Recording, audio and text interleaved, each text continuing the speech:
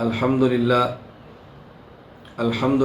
وحدہ لا شریک لہ والصلاة والسلام علی من لا نبی بعد اما بعد فاعوذ باللہ من الشیطان الرجیم بسم اللہ الرحمن الرحیم ما کان محمد ابا احد من رجالکم ولکن رسول اللہ وخاتم النبیین وکان اللہ بکل شیء علیما اللہم صلی علی محمد وعلی آل محمد کما صلیت علی ابراہیم وعلی آل ابراہیم انک حمید مجید اللہم بارک علی محمد وعلی آل محمد کما بارکت علی ابراہیم وعلی آل ابراہیم انک حمید مجید۔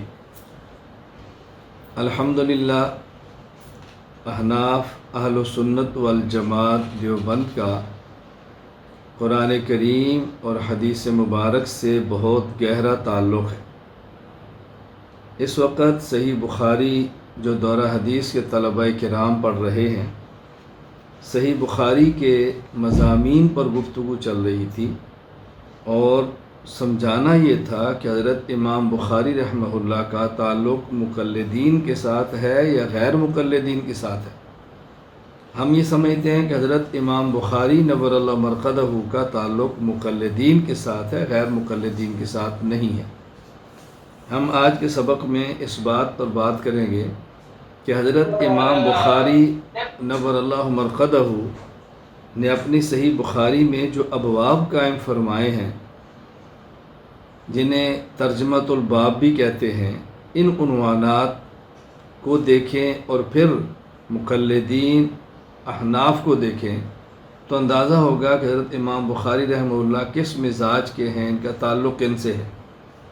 یہ بات تو معروف ہے، آپ جانتے ہیں، فقہ البخاری فی تراجمہ، کہ حضرت امام بخاری رحمہ اللہ کی جو فقہ ہے، جو مسائل ہیں، وہ ہیں جو اپنے تراجم میں وہ سمجھاتے ہیں، ترجمۃ الباب میں۔ حضرت امام بخاری رحمہ اللہ تعالی حضرت امام شافعی رحمہ اللہ کے مقلد ہوں یا امام احمد بن حنبل کے ہوں، بہرحال مقلد ہیں۔ احناف اور شوافی کا اجتہادی مسائل میں اختلاف موجود ہے، اس سے انکار نہیں ہے، لیکن جو بنیادی باتیں ہیں اس پر احناف اور شوافی متفق ہیں، اور حضرت امام بخاری رحمہ اللہ بھی اس پر متفق نظر آتے ہیں۔ میں آج آپ کی خدمت پہ چند ایک ابواب پیش کرتا ہوں اپنی بات کو سمجھانے کے لیے۔ اللہ تعالی ہمیں سمجھنے کی توفیق عطا فرمائے، سمجھ آئے تو قبول کرنے کی توفیق عطا فرمائے، پھر آگے امت کو سمجھانے کے لیے اللہ تعالی ہمیں قبول فرما لے۔ حضرت امام بخاری رحمہ اللہ تعالی باب قائم فرماتے ہیں، باب من یرد اللہ بہ خیرا یفقہہ فی الدین۔ میں نے کہا باب من یرد اللہ پڑھیں یا باب من یرد اللہ پڑھیں، دونوں درست ہے۔ اللہ تعالیٰ جس شخص کے ساتھ خیر کا فیصلہ فرماتے ہیں اس کو دین میں سمجھ عطا فرماتے ہیں۔ یہ یفقہ، یہی فقہ سے ہے، اللہ اس کو دین کی فقہ دین اور دین کی فہم اور دین کی سمجھ عطا فرماتے ہیں۔ اب حضرت امام بخاری رحمہ اللہ تعالیٰ تو فقہ دین کی عظمت بیان فرما رہے ہیں، جبکہ غیر مقلدین اس بات کو قطعاً قبول نہیں کرتے۔ غیر مقلد عالم محمد جوناگڑھی اپنی کتاب شمع محمدی میں لکھتے ہیں، بلکہ کتاب کے ٹائٹل پہ لکھتے ہیں، شمع محمدی جس کے ملاحظہ کے بعد ہر شخص یقین کر لیتا ہے کہ فقہ اور چیز ہے، حدیث اور چیز ہے۔ تقلید شخصی اور پابندی فقہ کا لہسن پیاز اسی وقت حاصل ہو سکتا ہے جب کتاب و سنت کے منسلوا سے دستبرداری حاصل کر لی جائے۔ اسی طرح غیر مقلد محمد اکرم، وہ اپنی کتاب تفہیم سنت صفحہ 461 پہ لکھتے ہیں، فقہ حدیث کا پھل نہیں بلکہ بے غیرتی، بے حیائی اور بے دینی جیسے پھلوں کا جوس ہے۔ انا للہ و انا الیہ راجعون۔ اب دیکھیں حضرت امام بخاری رحمہ اللہ تعالیٰ کا فقہ کے بارے میں مزاج اور رویہ کیا ہے، اور غیر مقلدین کا فقہ کے بارے میں رویہ کیا ہے۔ ہم جب یہ بات کہتے ہیں کہ فقہ قرآن اور حدیث کا نچوڑ ہے، اس پر غیر مقلدین شور مچاتے ہیں، اعتراض کرتے ہیں، شبہات ڈالتے ہیں کہ جی ایک بادام ہے، بادام کا ایک ہے چھلکا اور ایک ہے بادام کا مغز، تو آپ کہتے ہیں فقہ قرآن اور حدیث کا مغز ہے، فقہ قرآن اور حدیث کا مغز ہے، تو بادام میں ایک مغز ہے اور ایک چھلکا ہے، اصل مغز ہوتا ہے اور چھلکا پھینک دیا جاتا ہے، گرا دیا جاتا ہے، بادام میں اصل تو مغز ہوتا ہے۔ تو جب آپ نے یہ کہا کہ فقہ قرآن حدیث کا مغز ہے، تو گویا آپ نے یہ کہا کہ اصل فقہ ہے اور قرآن اور حدیث ایک زائد اور فضول چیز ہے، الیاذ باللہ۔ یہ اعتراض اور شبہات نہ سمجھنے کی وجہ سے ہم نے کہا اگر اس کی تشریح یہی ہے جو آپ نے کی ہے، تو رسول اکرم صلی اللہ علیہ وسلم فرماتے ہیں الدعاء مخ العبادہ، دعا عبادت کا مغز ہے، تو کل کو آپ کیا رسول اکرم صلی اللہ علیہ وسلم پر اعتراض کریں گے کہ دیکھیں نماز میں قیام ہے، قراءت ہے، پھر رکوع ہے، سجود ہے، تشہد ہے، تو رسول اکرم صلی اللہ علیہ وسلم نے اس کو چھلکا فرما دیا اور سلام پھیرنے کے بعد جو دعا ہے اس کو مغز فرما دیا، تو یہ تو نبی کریم صلی اللہ علیہ وسلم نے الیاذ باللہ نماز کے بارے میں کیا فرمایا، تو آپ یہاں کیا اعتراض کرو گے؟ اور کوئی اعتراض کرے تو کیا جواب دو گے؟ اصل غلط فہمی یہ عبارت نہ سمجھنے کی وجہ سے ہے کہ جب ہم کہتے ہیں فقہ قرآن حدیث کا مغز ہے، اس کا معنی ہوتا ہے کہ فقہ قرآن حدیث کا نچوڑ ہے۔ فقہ کا معنی ہے وہ مسائل جو قرآن کریم میں ہیں، حدیث پاک میں ہیں، یا وہ مسائل جو قرآن کریم سے ہیں اور احادیث سے ہیں، اجماع امت سے ہیں، قیاس شرعی سے ہیں۔ فقہ کی تعریف میں کیا کرتا ہوں کہ فقہ قرآن حدیث اجماع اور قیاس شرعی سے ثابت شدہ مسائل کا نام ہے۔ مطلب یہ ہے کہ فقہ قرآن اور حدیث کا مغز ہے، یعنی خلاصہ ہے، مسائل ہیں، عقائد فقہ اکبر ہے، اعمال فقہ اصغر ہے، اور عقائد اور اعمالی بنیاد ہوتے ہیں پورے دین کے لیے۔ تو بات سمجھائی گئی ہے کہ قرآن کریم اور حدیث مبارکہ میں جو بنیاد ہے وہ عقائد اور اعمال ہے، اور یہ دونوں فقہ کے اندر درج ہوتے ہیں، اس میں تو کوئی اشکال کی بات ہے ہی نہیں، کوئی قابل اعتراض نہیں ہے۔ یہ غیر مقلد پروفیسر ہیں، ان نے کتاب لکھی ہے کیا فقہ حنفی قرآن حدیث کا نچوڑ ہے؟ اس کا جواب ہم نے دیا جی ہاں، فقہ حنفی قرآن حدیث کا نچوڑ ہے۔ آپ اس کتاب کا مطالعہ فرمائیں، کتاب کا ملاحظہ فرمائیں، ahnamedia.com پہ آپ کو مل جائے گی انشاءاللہ العزیز، اس سے یہ بات آپ کے سامنے کھل کر آ جائے گی۔ حضرت امام بخاری رحمہ اللہ تعالی باب قائم فرماتے ہیں باب من خص بالعلم قوما دون قوم کراہیت اللہ یفہموا، یا باب من خص بالعلم قوما دون قوم کراہیت اللہ یفہموا۔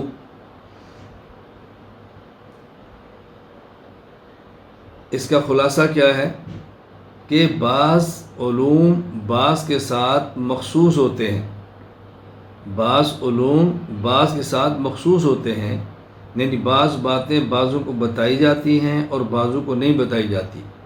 جن کو بتائی جاتی ہیں اس لیے کہ وہ اس کو سمجھتے ہیں، اور جن کو نہیں بتائی جاتی وہ ان کی سمجھ سے بالا تر ہوتی ہے۔ یہ امام بخاری رحمہ اللہ فرما رہے ہیں۔ اب یہی بات ہم عرض کرتے ہیں کہ دیکھو ایک فن ہے عقائد کا، ایک فن ہے فقہ کا، ایک فن ہے تصوف کا۔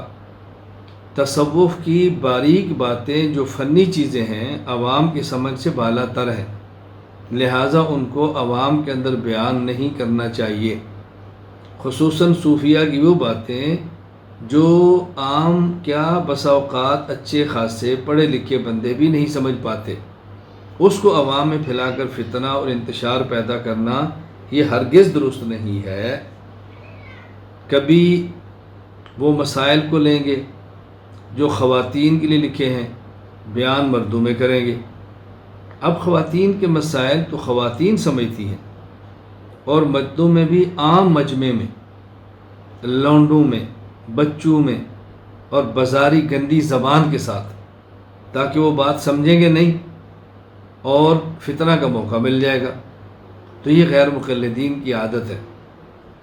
صوفیاء کی عبارات مثلا وحدت الوجود کو لیں گے، عوام میں بیان کریں گے، کیونکہ عوام کی فہم سے بالا تر ہے تو فتنہ پھیلائیں گے۔ تو حضرت امام بخاری فرما رہے ہیں نہیں، جو قوم جس کی اہل ہے وہی باتیں ان کے سامنے بیان کی جائیں، اور جو قوم جس کی اہل نہیں ہے وہ قوم کے سامنے بیان نہ کی جائیں۔ میں نے کہا تھا کہ ایک پنجابی شاعر ہے میاں محمد، وہ کہا کرتے تھے، خاصا دی گل عامہ اگے جائز نہ آئی کرنی، کھیر پکا میاں محمد جویں کتیاں اگے دھرنی۔ خواص کی بات عوام کے سامنے لانا ایسے ہی ہے کہ جیسے دودھ اور چاول کی کھیر بنا کے، میٹھا ڈال کے، بہترین لذیذ بنا کے کسی کتے کے آگے پھینک دو۔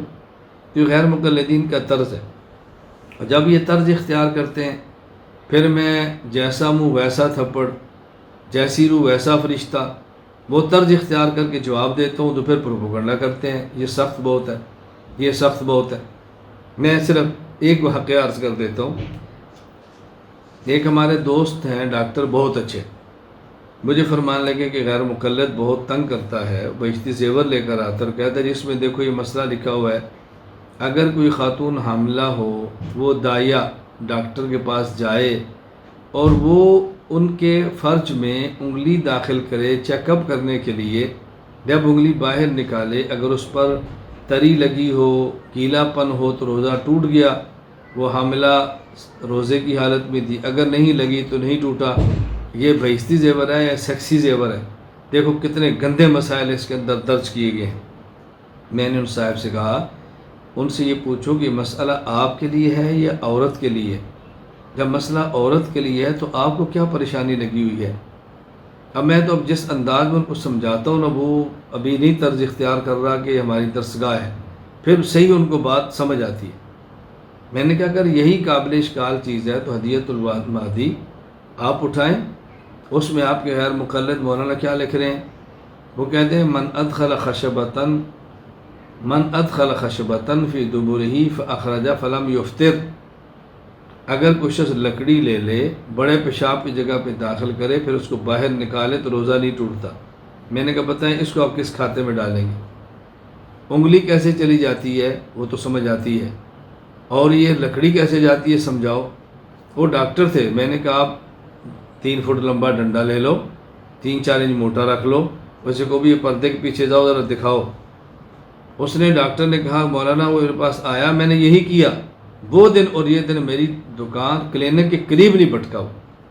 اب دیکھیں ہوش ٹھکانے آ گئے نا۔ تو علاج بالمثل ہوتا ہے، جب ایسی بات کہتے ہیں تو پھر ہمارے ساتھ بھی بس اوقات اشکال ہوتا ہے کہ مولانا کا لہجہ سخت ہے۔ میں نے کہا آپ نے وہ نہیں دیکھا وہ باتیں عوام میں کیا پھیلا رہے ہیں۔ خیر میں عرض کر رہا تھا کہ جو بات جہاں کہنے کی ہے وہیں کہی جائے، اور جو جہاں کہنے کی نہیں ہے وہ نہ کہی جائے۔ خواص کی باتیں عوام میں بیان کر کے خصوصاً ان پڑھ لوگوں میں فتنہ نہیں پھیلانا چاہیے۔ یہ حضرت امام بخاری رحمہ اللہ کا مزاج نہیں ہے۔ حضرت امام بخاری رحمہ اللہ ایک باب قائم فرماتے ہیں، باب اہل العلم والفضل احق بالامامہ، یا باب اہل العلم والفضل احق بالامامہ۔ جب نماز پڑھانے کا وقت آئے تو امامت کے لیے کون سا شخص زیادہ اہل ہے؟ امام بخاری رحمہ اللہ سمجھا رہے ہیں کہ وہ شخص جو علم و فضل میں بڑھ کر ہو، عالم بڑا ہو، علم زیادہ ہو، ایسے شخص کو امامت کا دوسرے شخص کی نسبت زیادہ حق ہے۔ اور یہی بات احناف بیان کرتے ہیں کہ جس شخص کے پاس علم زیادہ ہو اس کو مصلی کا امام بنانا چاہیے، اس کو مصلی کا امام بنانا چاہیے، نمازیوں کے آگے اس کو کھڑا کریں، چونکہ نماز کے دوران مسائل پیش آتے ہیں، کس مسئلے سے نماز ہوتی ہے، کس سے نہیں ہوتی، کس سے سجدہ سہو ہوتا ہے، کس سے نہیں ہوتا، کہاں نماز واجب الاعادہ ہے، کہاں واجب الاعادہ نہیں ہے۔ اب یہ وہی شخص صحیح طرح سمجھتا ہے جن کو مسائل کا علم ہوگا۔ مسائل کا علم نہیں ہوگا تو کہیں ایسا نہ ہو کہ دوسروں کی نماز ٹھیک کرنے کی بجائے خراب کر دے، اپنی بھی نماز خراب کرے، دوسرے کی بھی کرے۔ اس لیے احق بالامامہ وہ شخص ہے جو عالم ہو اور اس کے پاس علم دوسروں سے زیادہ ہو، اس کا خیال کریں۔ وہی بات ہم کہتے ہیں، وہی بات امام بخاری رحمہ اللہ بھی فرما رہے ہیں۔ اب باب پہ توجہ دیں۔ یہاں بھی ایک بات آئی تو میں عرض کرتا چلا جاؤں کہ احناف نے مستقل ایک ترتیب بنائی ہے کہ امام کیسا شخص ہونا چاہیے۔ مثلا عالم الناس، جس کے بعد علم زیادہ ہو۔ اگر دو شخص و علم میں مساوی ہوں، اقرأہم، جو ان میں قرآن کریم بہت اچھا پڑھ سکتا ہو۔ اگر اس میں مساوی ہو تو پھر اوراہم، جو ان میں تقوی میں آگاہ ہو۔ اور اگر اس میں بھی تقریر میں مساوی ہو تو پھر احسبہم، جو خاندانی حسب نسب میں بہت آگے ہو۔ یوں ترتیب بنائی ہے کہ یہ اس طرح۔ اس میں ایک جگہ پر لکھا ہے، ہمارے حناف فرماتے ہیں کہ اصغرہم عضواً۔ اب اس جملے کو لے کر غیر مقلدین عوام میں شور ڈالتے ہیں کہ دیکھو جی احناف نے لکھا ہے اصغرہم عضواً، امام ایسے شخص کو بنائیں جس کا عضو چھوٹا ہو۔ تو کیا امام کو چیک کریں گے؟ امام کا چیک اپ کیا جائے گا؟ کیا بے حیائی ہے، کیا بے غیرتی ہے، کیسی فقہ ہے؟ انہی مسائل کی وجہ سے، یعنی ان مسائل کو نہ سمجھنے کی وجہ سے، یہ میں نے ابھی حوالہ پیش کیا پروفیسر اکرم وغیرہ، وہ یہ باتیں لکھتے ہیں چونکہ سمجھ نہیں سکے بیچارے، عقل نہیں ہے، دماغ نہیں ہے، فہم نہیں ہے، اعتراضات کرتے ہیں کہ انہوں نے یہ لکھا ہے۔ حالانکہ بڑی آسان سی بات یہ ہے کہ عربی زبان میں بعض جملے بطور محاورات استعمال ہوتے ہیں کہ اس جملے سے مراد کیا ہے، اس کا معنی کیا ہے۔ تو عربی زبان میں جس طرح اطول و یدن ایک محاورہ ہے، اسی طرح اصغر عضواً ایک محاورہ ہے۔ اطول و یدن کا معنی ہوتا ہے کہ فلاں شخص سخی بہت ہے، یا فلاں شخص کے تعلقات ہیں اور قوت اس کے اندر بہت ہے۔ اسی طرح اصغر عضواً کا معنی ہوتا ہے کہ فلاں شخص پاک دامن ہے، پاک دامن ہے، عفیف ہے۔ اب دیکھو فقہا محاورہ استعمال کر رہے تھے اور یہ لوگ محاورے کو کہاں فٹ کر رہے تھے۔ اب محاورات کو سمجھنا یہ بھی تو بہت ایک بنیادی چیز ہے۔ اگر آپ کسی بھی جگہ کے محاورات نہیں سمجھیں گے تو آپ بتائیں کہ دین کو کیسے سمجھیں گے؟ تو یہ محاورہ استعمال کیا گیا ہے اور محاورات کو سمجھنا بے حد ضروری ہے۔ کہتے ہیں یہ محاورہ نہ سمجھنے کا نتیجہ کیا ہے؟ کوئی غیر مقلد تھا تو اس نے کہیں ایک جملہ اور محاورہ پڑھ لیا، دوست آ باشد گیرت دستے دوست در پریشان حالی و درماندگی۔ دوست وہ ہے جو مشکل وقت میں اپنے دوست کا ہاتھ پکڑ لے۔ اس غیر مقلد کا ایک دوست تھا، یہ دونوں سفر میں جا رہے تھے، اس کے دوست کے دشمن آگے، انہوں نے اس کو مارنا شروع کیا۔ اس نے آگے بڑھ کر اپنے دوست کے ہاتھ پکڑ لیے، ان نے جی بھر کے مارا۔ جب وہ چلے گئے تو اس نے کہا میرے دوست، آپ کو چاہیے تھا میرا ساتھ دیتے کہ ہم دونوں مل کر ان کو مارتے، یا کم از کم تو مجھے چھڑا دیتا، اور یہ آخری درجہ مجھے لڑنے دیتا، تو نے میرے ہاتھ پکڑا کے مجھے ٹھکوائی کر دی، کیسا دوست ہے؟ اس نے کہا میں نے دوستی کا حق ادا کیا ہے۔ تجھے نہیں پتا کہ فارسی زبان کا ایک محاورہ ہے، دوست آ باشد کہ گیرت دستے دوست در پریشان حالی و در ماندگی۔ دوست وہ ہوتا ہے جو مشکل وقت میں اپنے دوست کا ہاتھ پکڑ لے۔ تو میں نے تیرے مشکل وقت میں تیرا ہاتھ پکڑا ہے، میں نے تو اس محاورے پہ عمل کیا۔ اس نے کہا غیر مقلد ہی ہوتا ہے۔ او عقل مند آدمی، اور اس کیب سے میں تجھے سمجھاؤں، اس کا معنی یہ ہے کہ دوست وہ ہے جو مشکل وقت میں اپنے دوست کا معاون بنے، دست و بازو بنے، اس کے ساتھ تعاون کرے، اس کی مدد کرے۔ اب دیکھیں محاورہ سمجھنے کا نتیجہ کیا نکلا، اپنے دوست کی ٹھکائی کروا دی۔ تو یہ ایک محاورہ ہے، ان محاورات کو سمجھنا از حد ضروری ہے۔ اللہ تعالیٰ میں بات سمجھنے کی توفیق عطا فرمائے۔ حضرت امام بخاری رحمہ اللہ تعالیٰ ایک باب قائم فرماتے ہیں، باب من شبہ اسلم معلوما باسلم مبین قد بین اللہ حکمہما لیفہم المسائل، یا باب من شبہ اصلاً یا باب من شبہ اصلاً۔ اجتہادی مسائل میں قیاس کرنا جائز ہے، یعنی ایک علت کو دیکھا جائے جو اصل کے اندر موجود ہے، وہی علت دوسری جگہ پر موجود ہے تو اصل والا حکم وہاں جاری کر دیا جائے۔ تو امام بخاری رحمہ اللہ سمجھا رہے کہ اجتہادی مسائل میں قیاس کرنا جائز ہے۔ تو دلائل شریعت 4 ہیں، قرآن، سنت، اجماع امت اور قیاس شرعی۔ دین اسلام کے ہیں 4 اساس: قرآن و سنت، اجماع اور قیاس۔ یہ شعر لکھ لیں، یاد کر لیں۔ دین اسلام کے ہیں 4 اساس: قرآن، سنت، اجماع اور قیاس۔ دین اسلام کے ہیں 4 اساس: قرآن، سنت، اجماع اور قیاس۔ تو قیاس تو ایک دلیل شرعی ہے، امام بخاری اس کو تسلیم فرما رہے ہیں۔ اور غیر مقلدین، اسلام میں اصلی اہل سنت کی پہچان۔ مصنف عبد القادر جملہ کہتے ہیں غیر مقلدین یہ کار شیطان ہے، الیاذ باللہ، یعنی غیر مقلد کہتے ہیں کہ قیاس کرنا شیطان کا کام ہے۔ استغفر اللہ ربی من کل ذنب واتوب الیہ۔ ایک ہوتا ہے قیاس درست، قیاس محمود، ایک ہوتا ہے قیاس غلط، ضد کی بنیاد پہ، قیاس مذموم۔ تو قیاس محمود تو ٹھیک ہے، قیاس مذموم غلط ہے۔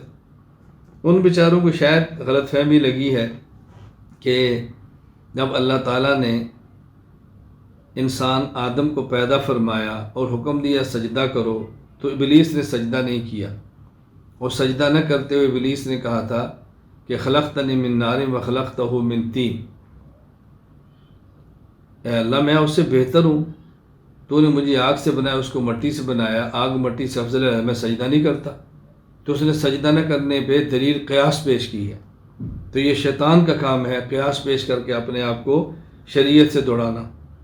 تو اس نے تو غلط قیاس کیا تھا اللہ کے حکم سے دوڑنے کے لیے۔ فقہا صحیح قیاس کرتے ہیں اللہ تعالیٰ کے حکم پر عوام اور بندوں کو لانے کے لیے۔ تو دونوں میں کتنا فرق ہے۔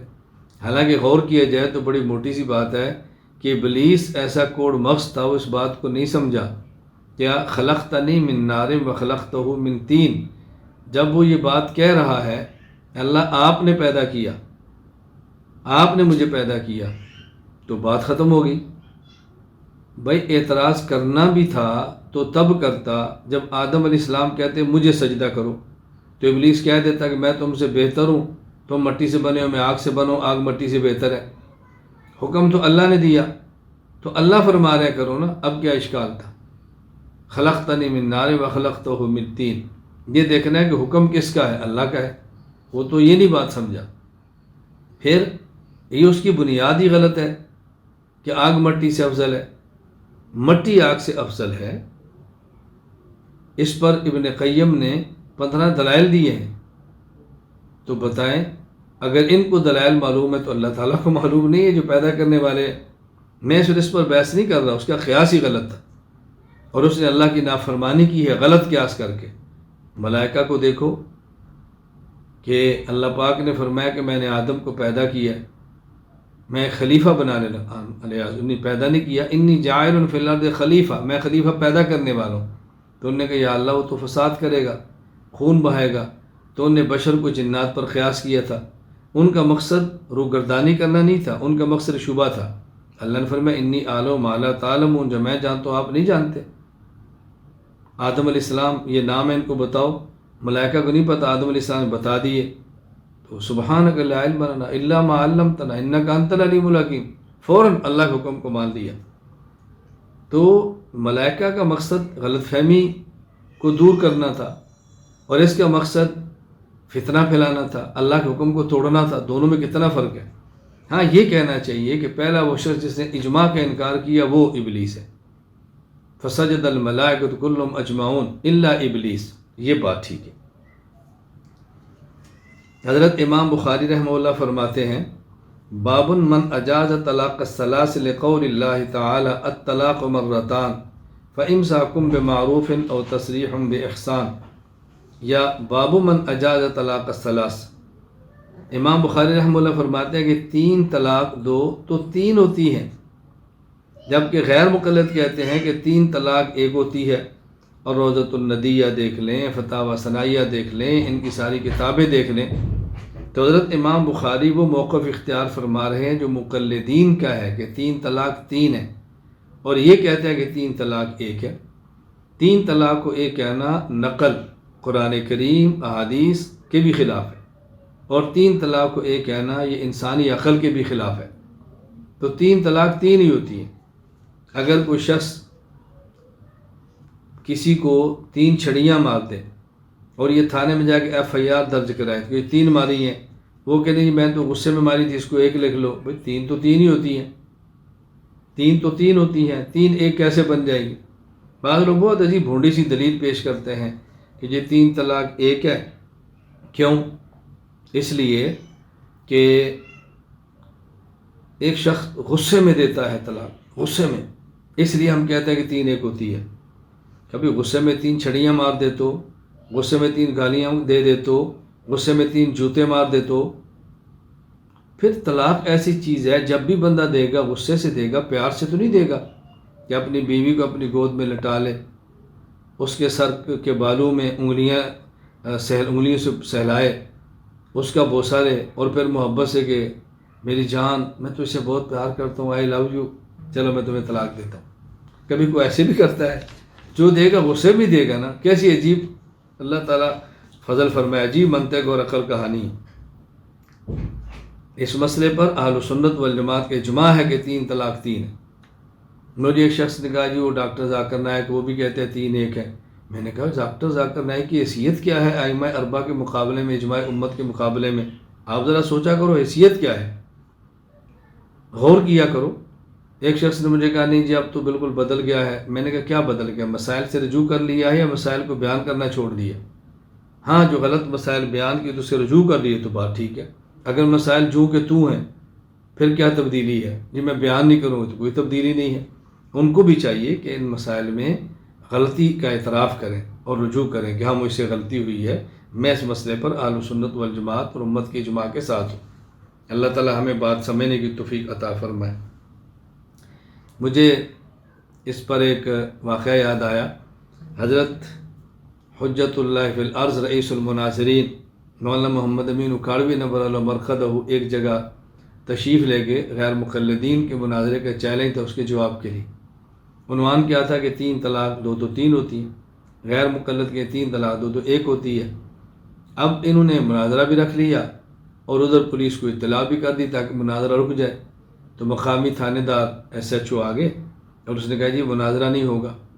اس کو سمجھایا بھی، بڑی دور سے علماء نے سفر کیا ہے، دلائل کی بات ہے تو سن لو۔ اس نے کہا میں نے کہا مناظرہ نہیں ہوگا۔ حضرت اکھاڑی رحمہ اللہ فرمایا بھی انہیں چیلنج کیا ہے، عوام کو خراب کیا، ہم آئے ہیں مناظرہ ہوگا۔ اس نے کہا میں نے آپ کو کہہ دیا مناظرہ نہیں ہوگا۔ حضرت اکھاڑی فرمان لگے تم ثالث بن کے بیٹھ جاؤ، حکم بن جاؤ، تم سنو، تم جو فیصلہ کرو گے ہم مان لیں گے۔ اس نے کہا دیکھو مولوی صاحب میں نے کہا مناظرہ نہیں ہوگا، اگر آپ نے زیادہ زور کیا تو میں جوتے ماروں گا اور مناظرہ بند کرا دوں گا۔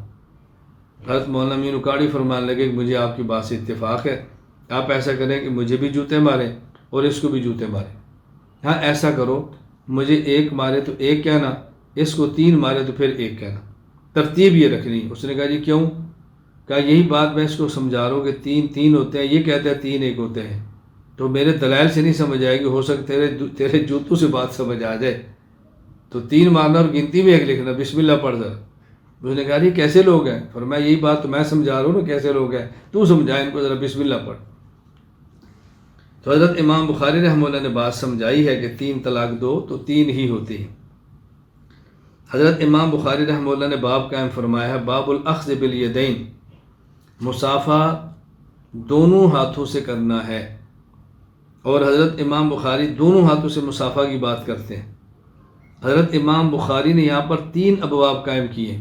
پہلے باب المعانقہ، گردن سے گردن ملاؤ، پھر باب المصافحہ، ہتھیلیوں سے ہتھیلیاں، پھر باب الاخذ بالیدین، دونوں ہاتھ۔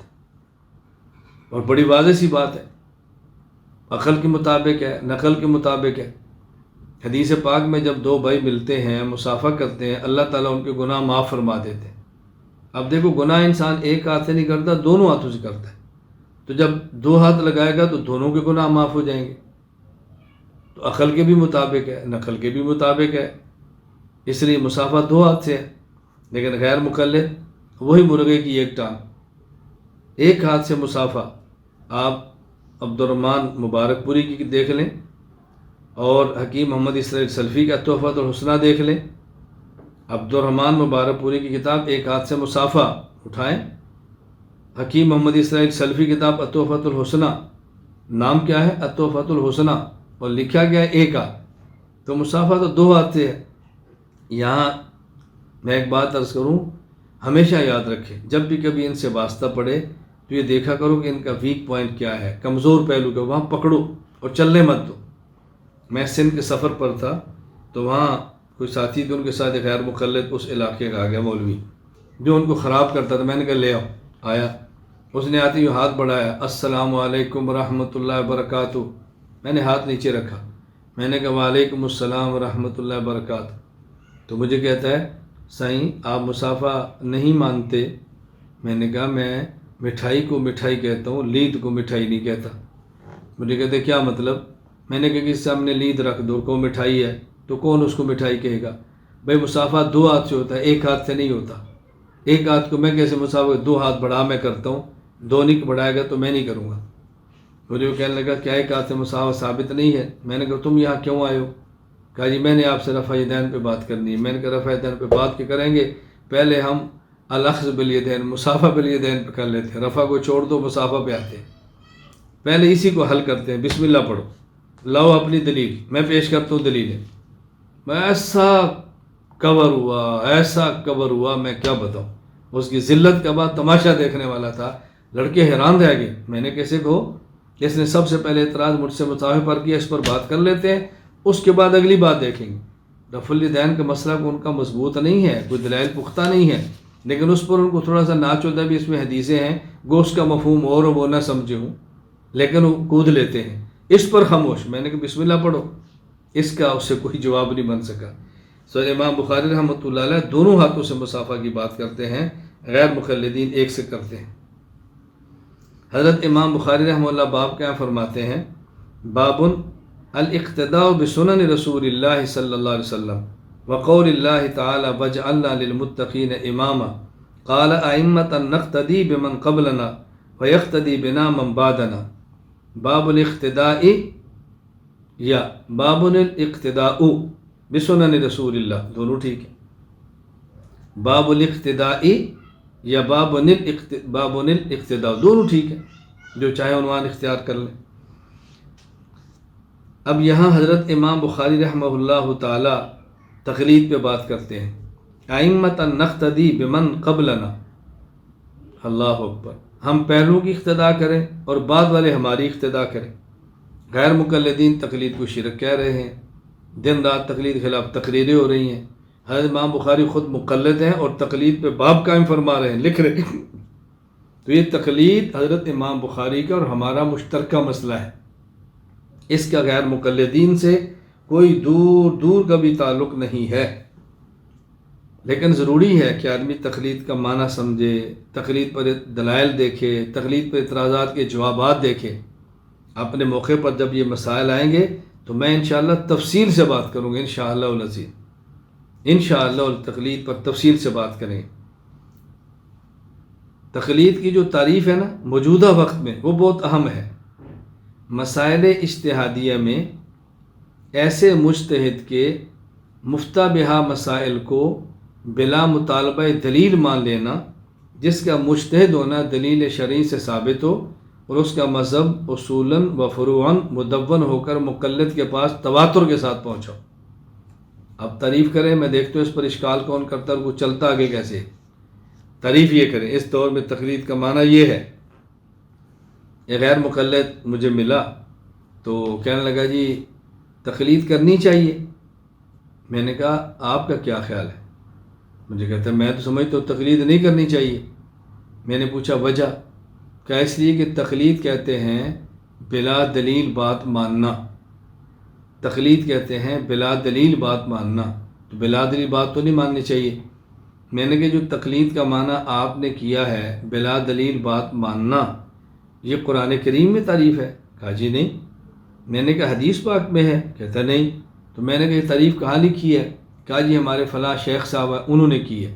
میں نے کہا آپ نے شیخ صاحب سے دلیل پوچھی تھی کہ تقلید کا یہ جو معنی آپ نے کیا ہے بلا دلیل بات کو ماننا، کیا یہ تقلید کا معنی ٹھیک ہے؟ دلیل پوچھی تھی؟ مجھے کہا جی نہیں.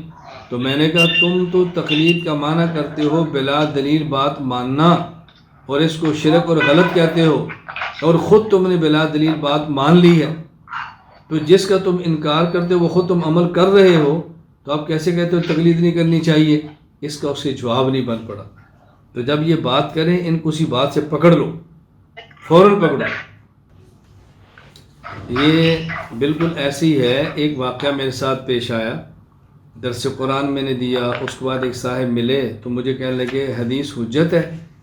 میں نے کہا آپ کیا فرماتے ہیں؟ کہتے میں کہتا ہوں حدیث حجت نہیں ہے۔ میں نے کہا دلیل کیا ہے؟ کہتے حدیث میں آتا ہے لا تکتبوا انی غیر القرآن، اللہ کے نبی صلی اللہ علیہ وسلم فرمایا قرآن کے علاوہ اور کچھ نہ لکھو۔ اگر قرآن کے علاوہ کوئی حجت ہوتی تو آپ لکھنے کی اجازت دیتے۔ میں نے کہا جو آپ نے لا تکتبوا انی غیر القرآن پڑھا ہے، یہ قرآن کریم کی کون سی آیت ہے؟ کس پارے میں ہے؟ کس صورت میں ہے؟ مجھے کہا آیت میں تو حدیث ہے۔ میں نے کہا ابھی تو آپ نے کہا حدیث حجت نہیں ہے، اور اپنے دعوے پر آپ دلیل میں حدیث کو پیش کر رہے ہیں۔ خاموش ہو گیا۔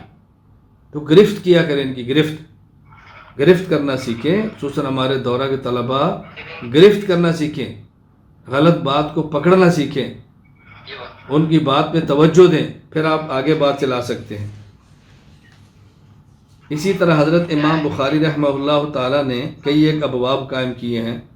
باب فرض الجمعہ لقول اللہ تعالی اذا نودی للصلاۃ من یوم الجمعہ فاسعوا الی ذکر اللہ وذروا البیع ذالکم خیر لکم ان کنتم تعلمون۔ باب فرض مواقیت الحج والعمرہ، باب ما یستحب ان یغسل وترا، باب سنت الجلوس فی التشہد، باب ما یکرہ من النیاحۃ علی المیت۔ اب غیر مقلدین اس کے مقابلے میں ان اصطلاحات کو خرافات کہتے ہیں۔ امیر اللہ پشاوری یہ غیر مقلد ہے، تحفۃ المناظر کتاب لکھی ہے، وہ لکھتے ہیں کہ یہ خرافات ہے۔ تو حضرت امام بخاری ان اصطلاحات کے قائل ہیں، غیر مقلد ان اصطلاحات کو خرافات کہتے ہیں۔ تو بتائیں ان کا غیر مقلدین کے امام بخاری سے کیا تعلق ہوگا؟